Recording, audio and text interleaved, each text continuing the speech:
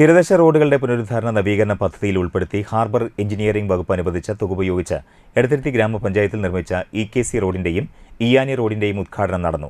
ഇ.കെ.സി. Road അഴിമാവ് പാലം പരിസരത്ത് നടന്ന ചടങ്ങിൽ ഫിഷറീസ് സാംസ്കാരിക വകുപ്പ് മന്ത്രി സജി ചെറിയാൻ ഓൺലൈനായി ഉദ്ഘാടനം നിർവഹിച്ചു.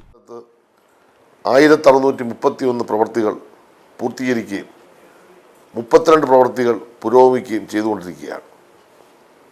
അതുപോലെ തന്നെ 77 നിയമമണ്ഡലങ്ങളായി ഇപ്പോൾ 624 റോഡുകൾ ഏറ്റെടുക്കുകയും 348 കോടി രൂപ ഇതിനായി ചെലവഴിക്കുകയും ചെയ്തിരിക്കുന്നു. ഇതിൽ ഒന്നാം ഘട്ടം പൂർത്തീകരിച്ച 93 റോഡുകളുടെ നിർമ്മാണ ഉദ്ഘാടനമാണ് ഇപ്പോൾ കേരളത്തിലെ വിവിധ മണ്ഡലങ്ങളിലായി നടന്നു വരുന്നത്.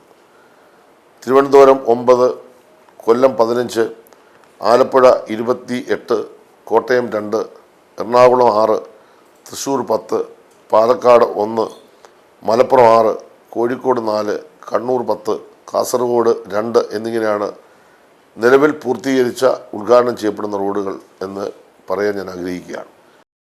ഇ.ടി. ടൈസൺ എം.എൽ.എ. അധ്യക്ഷത വഹിച്ചു.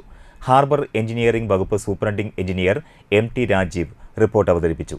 Edathiruthy grama panchayat president T K. Chandrababu, vice president Shailaja Raveendran, standing committee അധ്യക്ഷന്മാരായ P R. Nikhil, Vasanthi Thilakan, M S. Nikhil, block panchayat അംഗം നവമി പ്രസാദ്, ആസൂത്രണ സമിതി ഉപാധ്യക്ഷൻ V K. Jyothiprakash, panchayat secretary K V. Saneesh, harbour engineering വകുപ്പ് assistant engineer Alvin P. Gopal, panchayat അംഗങ്ങൾ തുടങ്ങിയവർ സംസാരിച്ചു.